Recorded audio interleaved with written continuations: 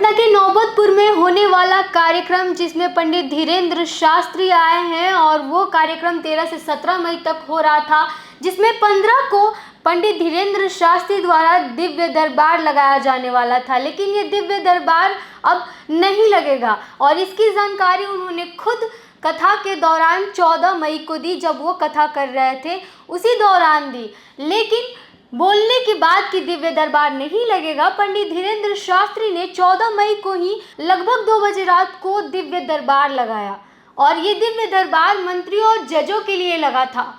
दरअसल पंडित धीरेन्द्र शास्त्री के प्रोग्राम में जब लोगों की तबीयत बिगड़ने लगी तो उन्होंने अगले दिन यानी कि 15 मई आज के दिन पे जो दिव्य दरबार लगने वाला था उसको कैंसिल करने की सूचना दी और इसके साथ ही उसी रात 2 बजे उन्होंने दिव्य दरबार लगाया। हम आपको बताएंगे कि आखिर क्यों पंडित धीरेन्द्र शास्त्री का दिव्य दरबार नौबतपुर के तरेतपाली मठ में नहीं लग करके पनाश में लगा। उससे पहले नमस्कार, मैं प्रिया, आप देख रहे हैं द बिहार प्रोजेक्ट। दरअसल पटना के नौबतपुर में जहां पंडित धीरेन्द्र शास्त्री का कार्यक्रम हो रहा था, वहां पर लोगों की एकाएक तबीयत बिगड़ने लगी धूल, मिट्टी और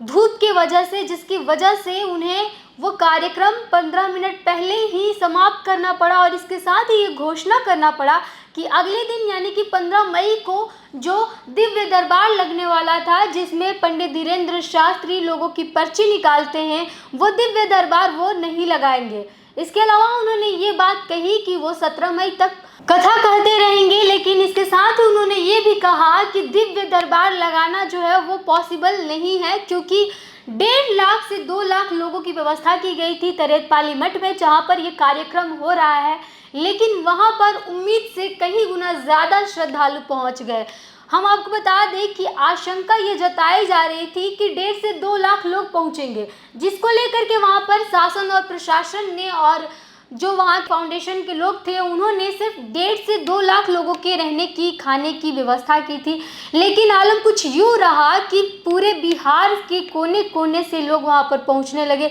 इसके अलावा बिहार के सटे राज्यों से भी लोग आने लगे, जिस वजह से 6 लाख तक लोग वहाँ पहुँच गए और इस वजह से जो वहाँ का माहौल था वो पूरा धूल से भरा हुआ दिखाई दिया। इसके साथ ही गर्मी जो थी वो 42 डिग्री टेम्परेचर की थी, जिस वजह से लोगों का जो गर्मी में हाल था वो बेहाल होते दिखा और इसके साथ ही कई लोगों की तबीयत बिगड़ने लगी, कई लोग बेहोश होकर गिरने लगे। आराम करने की लोगों को कोई जगह नहीं मिल रही थी। इसके अलावा जब वहाँ पर पंडित धीरेन्द्र शास्त्री ने देखा कि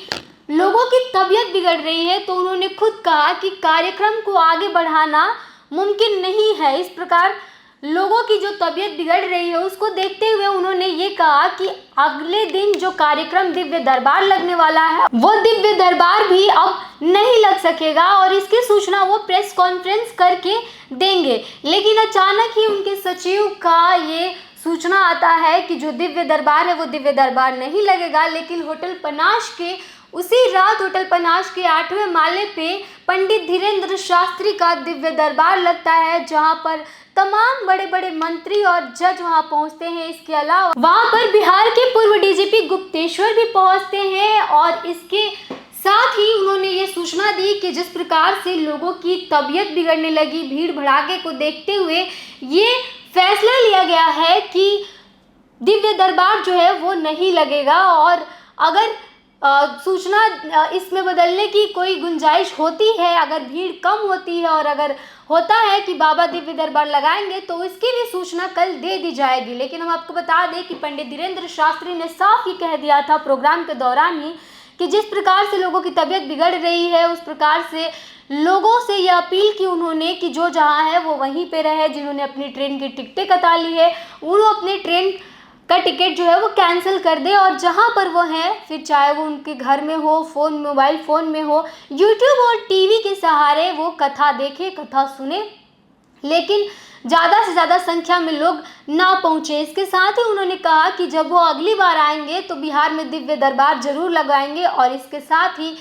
जो माहौल देखा उन्होंने बिहार का, तो उन्होंने साफ तौर पर ये कह दिया कि बिहार का जो माहौल है उसने उनका मन जीत लिया और अब वो बिहार आते रहेंगे। बहरहाल बने रहिए हमारे साथ, देखते रहिए बिहार प्रोजेक्ट। धन्यवाद।